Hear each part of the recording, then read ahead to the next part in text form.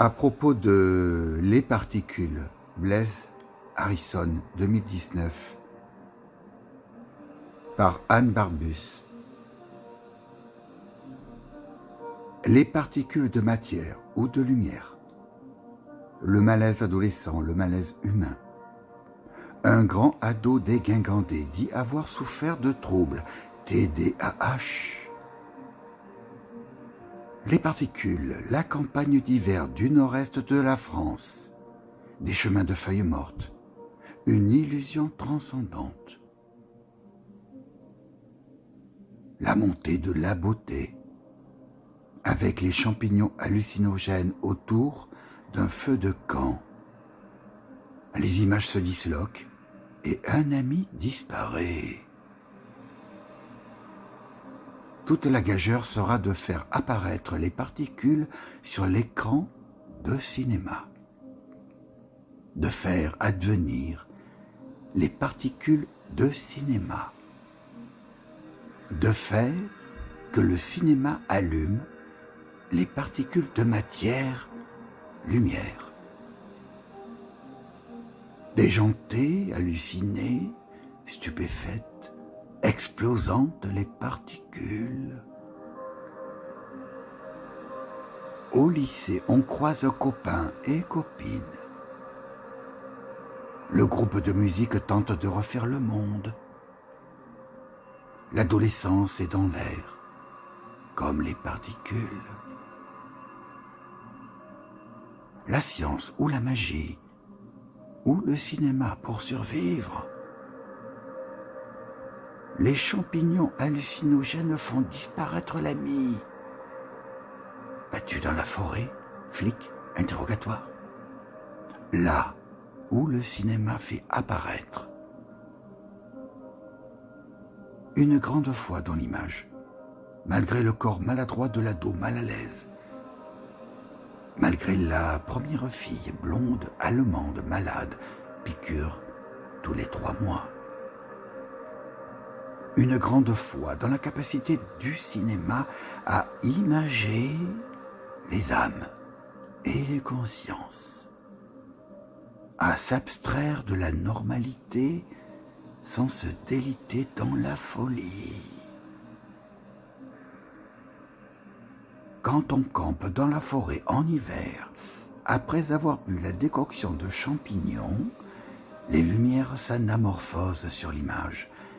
Les flammes du feu s'écarquillent.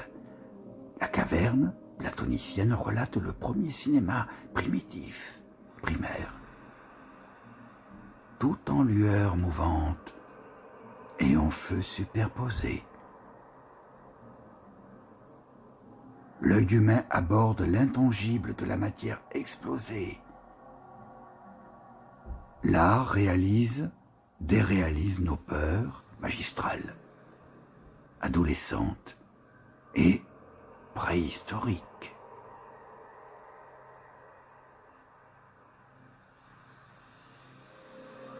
Analyse par Catherine Andrieux. Les feux adolescents dans la forêt du cinéma. Il existe des poèmes comme des pellicules sensibles. Ils captent la lumière tremblante des âmes en déséquilibre. Celui d'Anne Barbus ne se contente pas de commenter un film. Il s'y laisse dissoudre. Il épouse son grain, sa lenteur étrange, sa matière ondulante. Les particules n'est plus ici une œuvre à analyser, mais une atmosphère à respirer à plein poumon, comme l'hiver mordant d'une forêt du nord-est, comme une vapeur hallucinée montée d'un feu de camp. La chronique devient alors immersion, glissement dans une conscience floue, adolescente, traversée d'éclats de science et de peur, d'images qui vacillent entre disparition et surgissement. Le texte procède par fulgurance, comme une caméra nerveuse qui chercherait l'âme dans le frisson d'un cil. La syntaxe elle-même hésite, elle titube, elle devient mouvement. On y sent l'attention, non pas une histoire à raconter, mais une matière à éprouver. La matière, lumière du cinéma. La matière, peur de l'adolescence. La matière, absence de l'ami disparu. Ici, chaque mot est une particule en orbite autour d'un mystère central, celui du passage. Passage à l'âge adulte, à l'autre côté de la forêt, à l'autre côté de l'image. Passage qui ne se fait pas sans perte, sans trou noir, sans cri étouffé sous la neige. Le poème ne raconte pas ce film, il l'aimait. Il le répercute comme un tambour d'étrangeté. La forêt est primitive, c'est-à-dire elle précède le langage. Et pourtant, Anne Barbusse se nomme avec parcimonie, avec ce tremblement du juste avant l'oubli. Les particules deviennent un langage non dans leur définition scientifique, mais dans leur vibration poétique, hallucinée, stupéfiante, explosante, comme les corps mal à l'aise, comme la foi nue dans l'image, comme ce besoin archaïque de croire qu'un feu, quelque part, continue à brûler pour nous.